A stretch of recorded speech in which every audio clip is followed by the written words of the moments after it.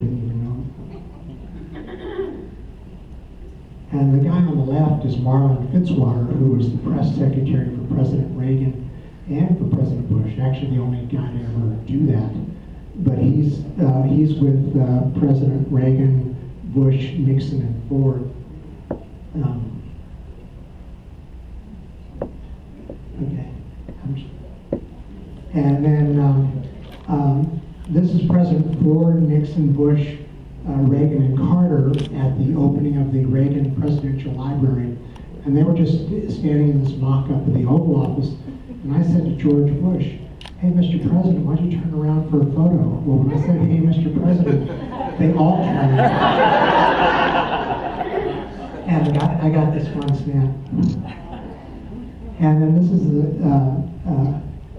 the office just off the Oval Office, and the president's in there with Colin Powell, who at the time was the chairman of the Joint Chiefs, and they're watching the foreign minister of Iraq at a press conference saying that Iraq had just invaded Kuwait and that they were going to stay in Kuwait.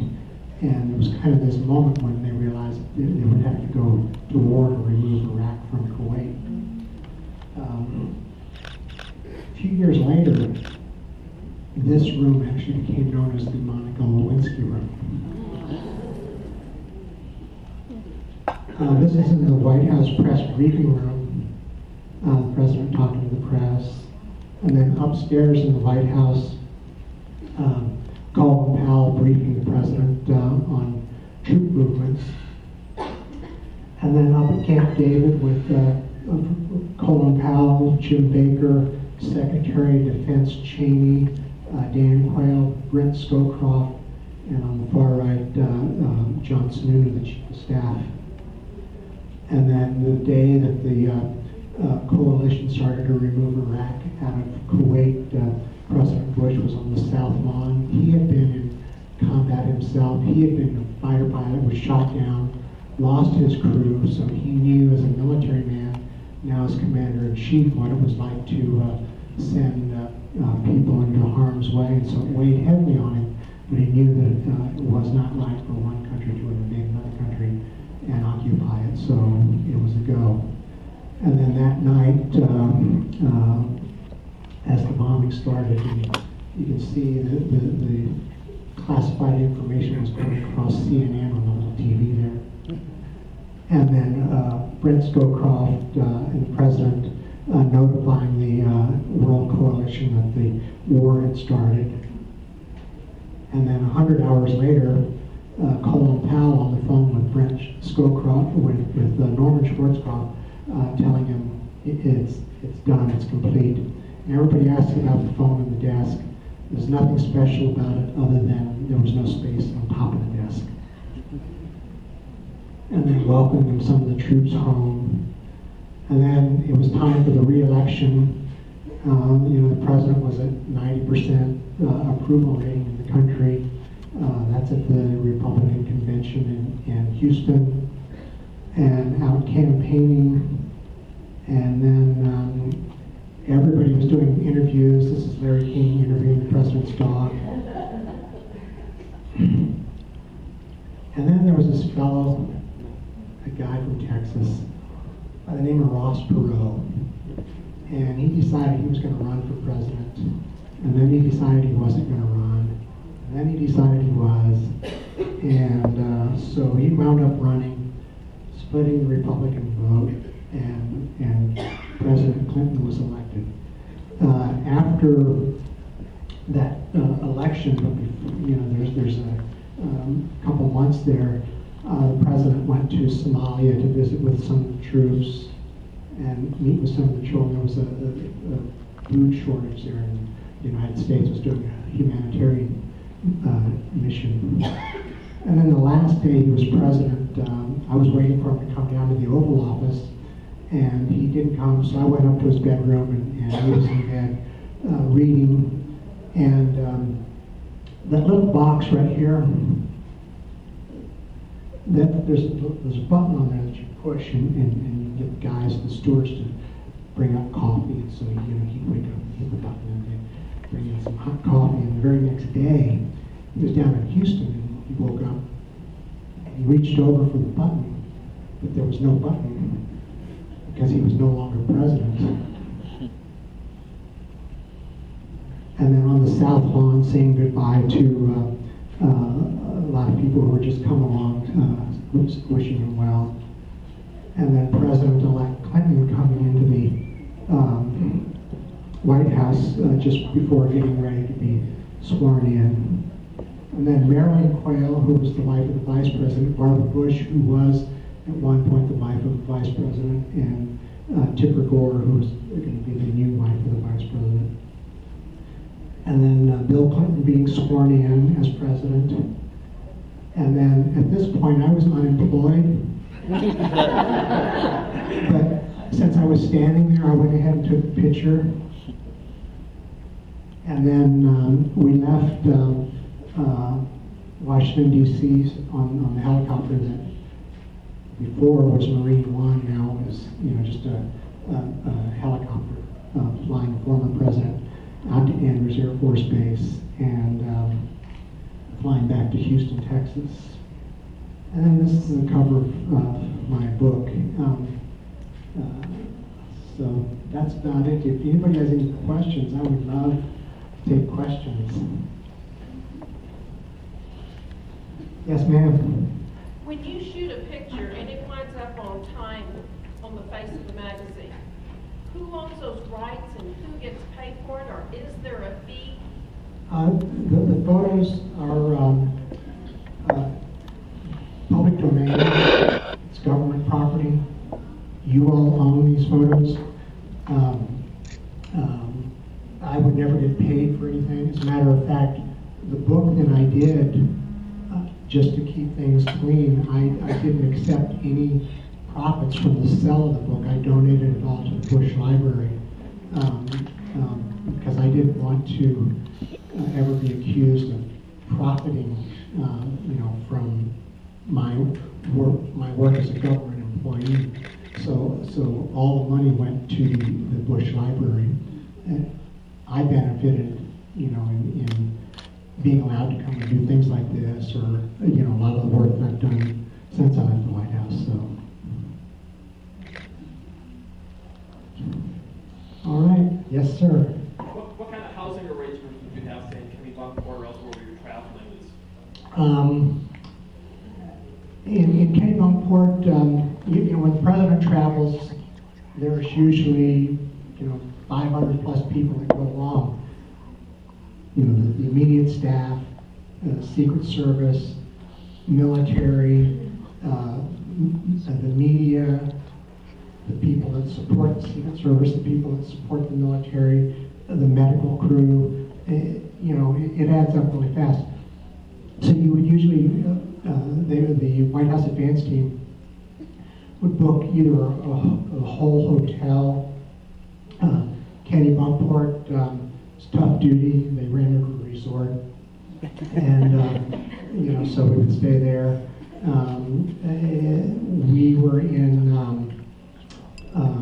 Central Africa one time in the winter time, so it was summer down there, and it was really hot. We were going through Mali and Niger and the Sudan, and one of the Soviet leaders passed away, so we were asked to fly to Moscow, and so we flew up to Moscow by way of Rhine-Main Air Force Base in Germany to get winter clothes. We flew in, we did the funeral. We were going to have another trip to South America, so we just continued on to South America. So for 54 hours, we actually never went to bed. It was all just, cat naps on the plane. So, yes, ma'am. I have two questions. Uh-oh. Okay. First, outside of your Air Force experience when you were in the Air Force, while you traveled with George Bush, do you have any idea how many countries you visited? And then the second question is, since these are public domain, is there some way you can look them all up on the internet when you want to view them? Oh, sure. 76 countries, all 50 states. Yeah, if you go to the George Bush Library, There is actually a section there for photos, and they don't. I did 65,000 rolls of film, so they don't have every frame up there, but you know, a good representation that you can look at. Thank you. Yes, ma'am. You were shooting film then, not digital. Yeah, I didn't shoot anything because if you ever said I was going to shoot the president, it was not a good thing. I photographed with film. How did you carry that much film? Well, we used to, we had this lead-lined metal Halliburton case that I would usually take 400 rolls of 36 exposure film with me anywhere we went. And because you were, supported by the military, I could leave that on Air Force One or on Air Force Two and kind of work out of there.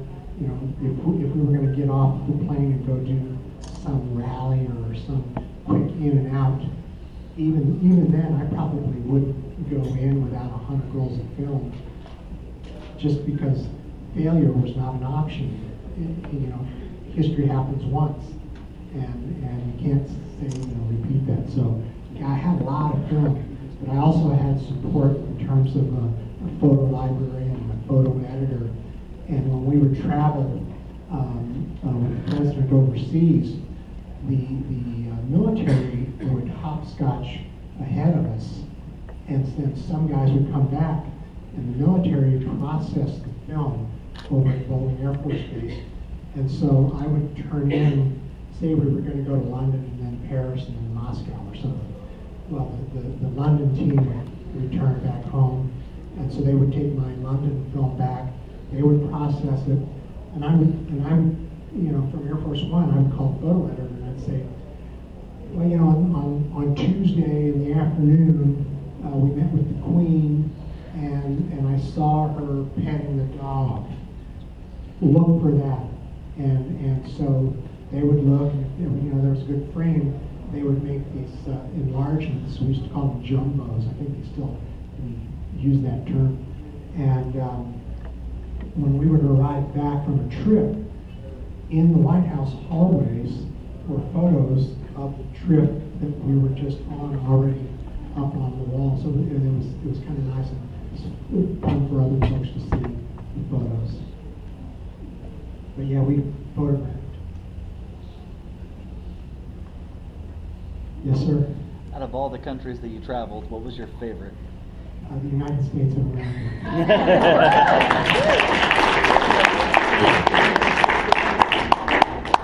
Amen to that. Yes, ma'am. The president said he couldn't pick one of his favorite photos. Is there a favorite photo that you took or a favorite moment that you remember? Well, it was kind of chosen for me, that bed photo. When I took it, I really liked that. But kind of the industry has taken that photo and like this weekend, this Friday, that's the featured photo of mine out of the 65,000 rolls of film. That's the one photo that the Briscoe Center has selected to put on display. So, there were a lot of moments. I mean, it's kind of rare that you get 5 presidents alone.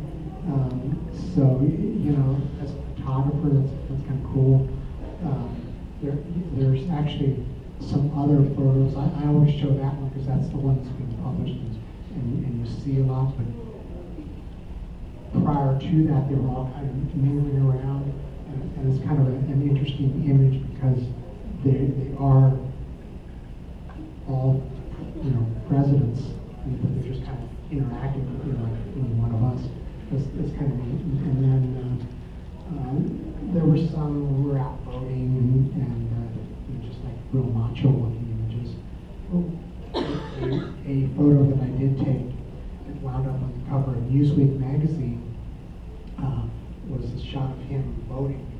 He's got the throttle pulled forward, his hair's pulled back, and he looks real strong and macho. And Newsweek put the caption, "Fighting the Wimp Factor." And so, you know, I was all excited that my photo was there, but I hated the caption. But I was fortunate that in the Asian version, Newsweek also ran that. So they had, you know, the Japanese writing on the cover. And so I presented that one to the president. I said, there it is.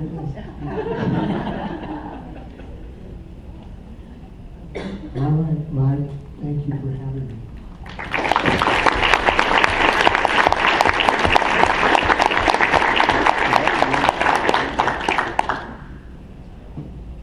Well, thank you so much, David. I'd almost forgotten what it was like to see a picture of our president and enjoy it, so thank you. And thank you for that incredible insight into President Bush's life. We really do appreciate you giving us that snapshot of such a great leader and a great man here in Texas. We would like to present you with your book, which we see up there and here.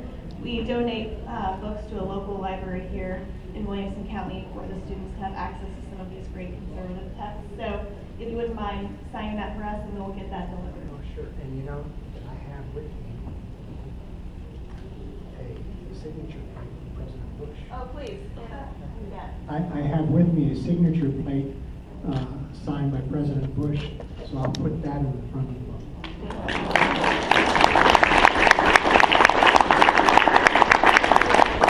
Thank you again. We have a little bit of club business. I wanted to get right to your presentation, so I skipped over a couple of things.